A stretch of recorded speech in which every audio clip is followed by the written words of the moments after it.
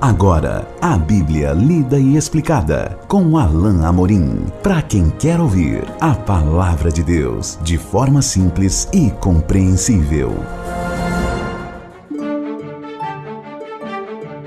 Olá, querido ouvinte e querida ouvinte. Estamos de volta com mais um programa, a Bíblia lida e explicada. Eu sou o pastor Alain Amorim. Nós continuamos o nosso estudo no Evangelho de Lucas, capítulo 8.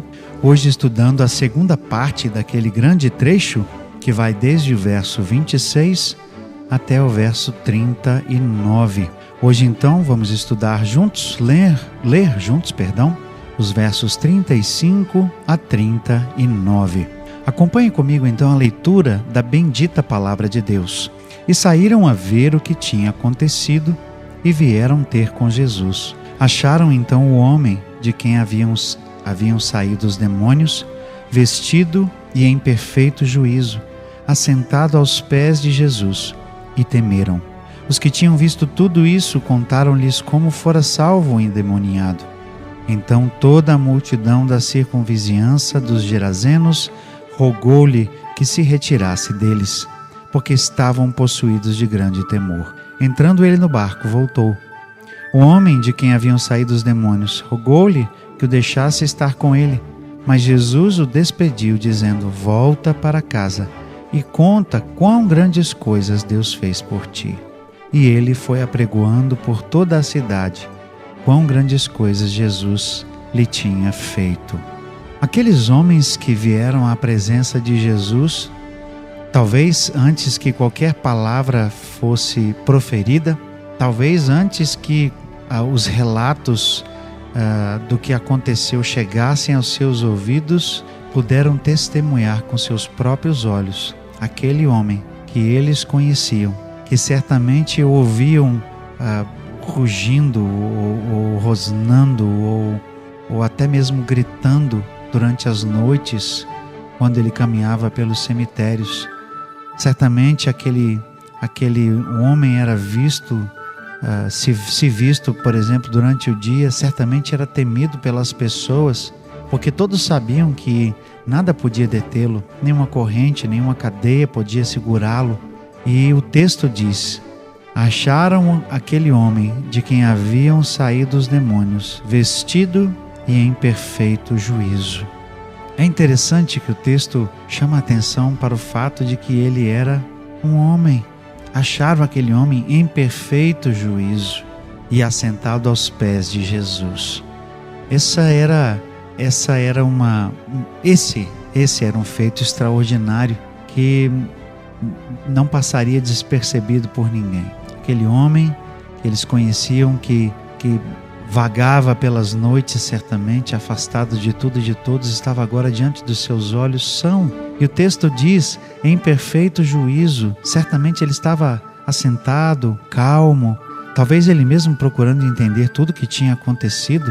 Talvez aquele homem nem sequer tivesse consciência de tudo o que acontecia quando estava possuído por aqueles demônios. Mas o fato é que Jesus curou aquele homem. Jesus o restaurou totalmente. Agora ele estava são, ele estava vestido, calmo, em perfeito juízo. Vejam que milagre extraordinário. Aquele homem que vivia afastado da sociedade agora podia se aproximar das pessoas. Aquele homem que certamente estava longe de sua família agora podia voltar para casa. Aquele homem que vagava pelas noites errante, sem destino, sem eira nem beira, fazendo usar aí um ditado, um adágio, sem lugar fixo, sem um pouso, sem uma cama para recostar, agora poderia viver uma vida normal. Ah, meu querido ouvinte, minha querida ouvinte, que coisa extraordinária quando Jesus transforma a vida de uma pessoa, transforma a vida de um pecador, transforma a vida de alguém que estava sem esperança, que estava sem rumo na vida.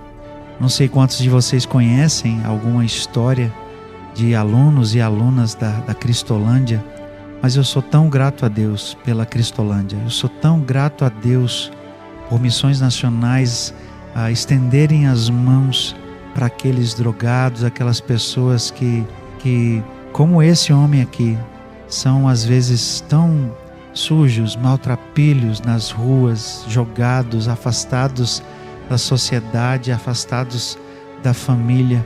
E pela graça de Jesus eles são restaurados, são renovados, são limpos e podem de novo conviver com a sociedade, podem de novo conviver com suas famílias, são restaurados.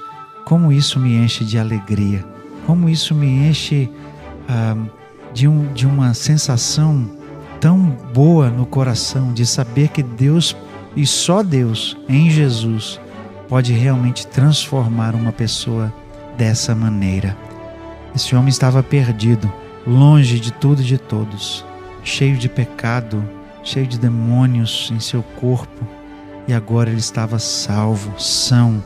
Os que tinham visto tudo isso, verso 33, contaram-lhes então como fora salvo o endemoniado. Agora sim, depois que eles viram o homem ali, ouviram o relato do que tinha acontecido. Mas uma reação que chega a entristecer se segue. Então toda a multidão da circunvizinhança dos Gerazenos rogou-lhe que se retirasse deles, porque estavam possuídos de grande temor. Veja, eles pediram que Jesus fosse embora. Eles viram o que Jesus fez, talvez porque estivessem preocupados que Jesus faria mais alguma coisa com alguma manada de porcos ou alguma coisa que se perderia mais, talvez pensando mais no dinheiro que perderam com os porcos do que na vida de uma pessoa que para Deus certamente tem muito mais valor. Aqueles homens então dizem para Jesus: vai embora daqui, fique longe de nós. Eles estavam possuídos de grande medo. Então Jesus fez exatamente aquilo que eles pediram. Jesus entrou no barco e ia voltando. O homem, o texto diz no verso 38, de quem haviam saído os demônios, rogou-lhe que o deixasse estar com ele.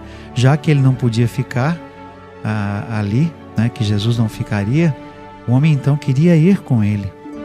Mas veja o que Jesus disse. Jesus o despediu dizendo: volta para casa. Conta quão grandes coisas Deus fez por ti. Certamente aquele homem poderia dar um testemunho maravilhoso de tudo que Deus fez na vida dele, restaurando-o, limpando-o e permitindo que ele voltasse para casa, para sua família. Certamente a sua família creria nele e louvaria a Deus. Quem sabe ele ganharia sua própria família para Jesus, porque ele contaria e as pessoas veriam. Certamente Jesus entendia uma coisa que aquele homem talvez só viesse a compreender depois, o impacto que aquele homem teria ao ser visto agora recuperado, são, bom, saudável, consciente, sadio, falando que Deus tinha tocado em sua vida, que Deus o tinha libertado. Certamente o impacto do testemunho daquele homem seria muito grande. Volta para casa e conta quão grandes coisas Deus fez por ti. Às vezes eu mesmo fico me lembrando que é isso que Deus pede de nós. Deus não pede um testemunho elaborado, Deus não pede uma pregação, Deus não pede algo escrito, bem falado, bem articulado. Deus simplesmente pede que nós contemos às pessoas aquilo que Ele fez, aquilo que Ele faz. Certamente é algo que eu e você podemos fazer.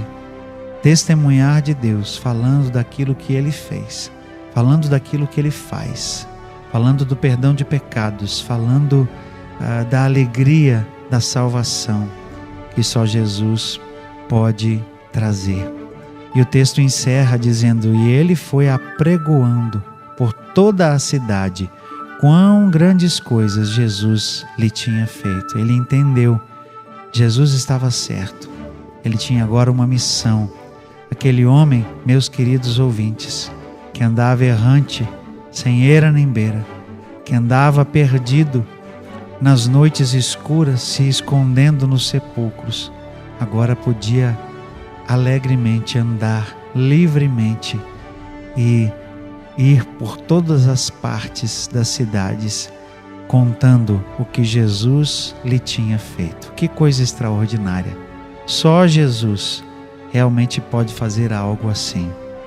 Meu querido ouvinte, minha querida ouvinte, você que me ouve agora, talvez você não seja uma pessoa que esteja cheia de demônios.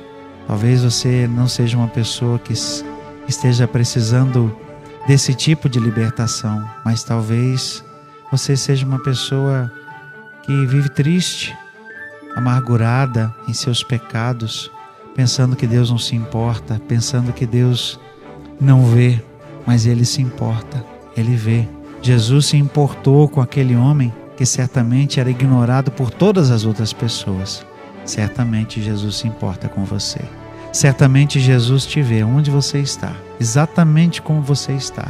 E o convite dele é aquele que nós lemos lá em Mateus 11: Vinde a mim, todos vós que estão cansados e sobrecarregados, e eu vos aliviarei. Venha para Jesus. Com certeza o Mestre vai te salvar. Com certeza, o Mestre vai restaurar a sua vida. E você também, assim como aquele homem, terá um propósito, terá um futuro, terá algo para contar, algo para fazer, contando, dizendo daquilo que Deus fez na sua vida. Que Deus te abençoe. Nós chegamos ao final de mais um trecho. Nós vamos continuar caminhando para a reta final desse capítulo 8, o nosso estudo, mas somente na nossa próxima jornada, no nosso próximo encontro. Até lá, que Deus abençoe a sua vida.